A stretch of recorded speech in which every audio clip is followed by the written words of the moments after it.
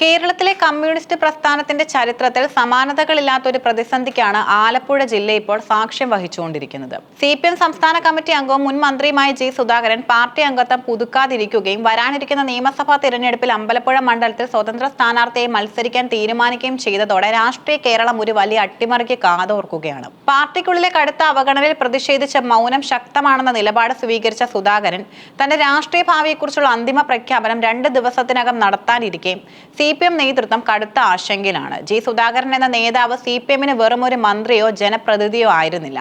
ദശാബ്ദങ്ങളായി ആലപ്പുഴയിലെ പാർട്ടിയുടെ മുഖവും നാവുമായിരുന്നു അദ്ദേഹം.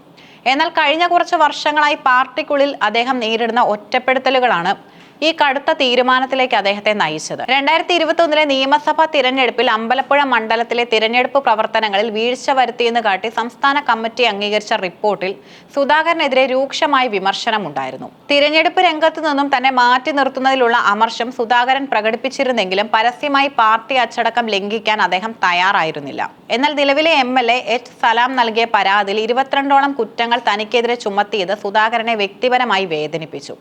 പ്രായപരിധിയുടെ പേരിൽ സംസ്ഥാന കമ്മിറ്റിയിൽ നിന്നും ഒഴിവാക്കിയപ്പോൾ അത് പാർട്ടി നയമായി അംഗീകരിക്കാൻ അദ്ദേഹം തയ്യാറായിരുന്നു. എന്നാൽ പിന്നീട് ജില്ലാ കമ്മിറ്റിയിൽ പ്രത്യേക ക്ഷണിതാവായെങ്കിലും യോഗങ്ങളിലേക്ക് അദ്ദേഹത്തെ വിളിക്കാതിരിക്കുകയും പ്രധാന തീരുമാനങ്ങളിൽ നിന്ന് മാറ്റി നിർത്തുകയും ചെയ്തത് അപമാനമായി അദ്ദേഹം കണക്കാക്കുന്നു. സോഷ്യൽ മീഡിയയിലൂടെ പാർട്ടിക്കുള്ളിലെ ജൂനിയർ നേതാക്കൾ പോലും സുധാകരനെ പരസ്യമായി പരിഹസിക്കുന്ന സാഹചര്യം നിലവിലുണ്ട്. ഇതിനെതിരെ പാർട്ടി നേതൃത്വം കർശനമായ നടപടി സ്വീകരിക്കുന്നില്ലെന്ന പരാതിയും അദ്ദേഹത്തിനുണ്ട്. രക്തസാക്ഷി മണ്ഡപത്തിലെ വിവേചനം ഈ അകൽച്ചയുടെ ആഴം വർദ്ധിപ്പിച്ചു.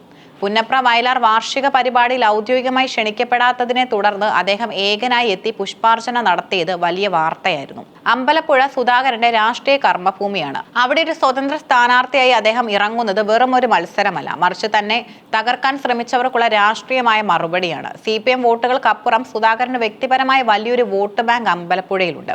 വികസന നായകൻ എന്ന പ്രതിച്ഛായയും സാധാരണക്കാരുമായുള്ള അടുത്ത ബന്ധവും അദ്ദേഹത്തിന് അനുകൂല ഘടകങ്ങളാണ്.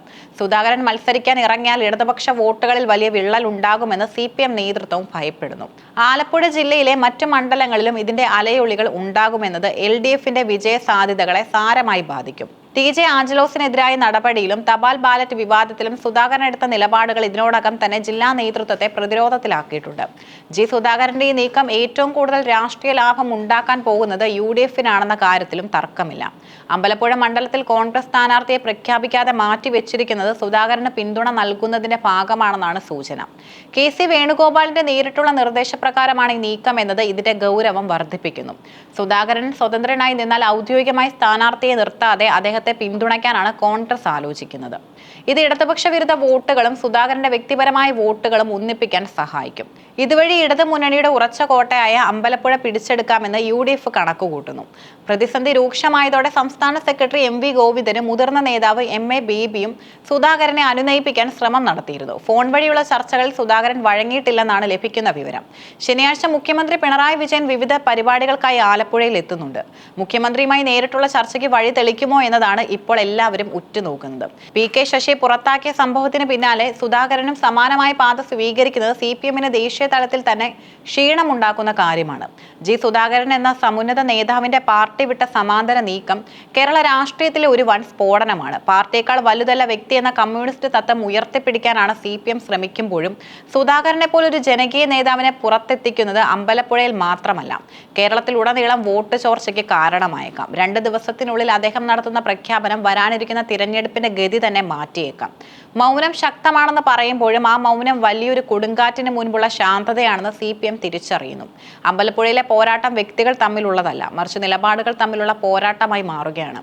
സുധാകരന്റെ മനംമാറ്റത്തിനായി പാർട്ടി ഇനിയും വാതിലുകൾ തുറക്കുമോ അതോ അദ്ദേഹം രാഷ്ട്രീയ അട്ടിമറിക്ക് തുടക്കമിടുമോ എന്ന് വരും മണിക്കൂറുകളിൽ വ്യക്തമാകും.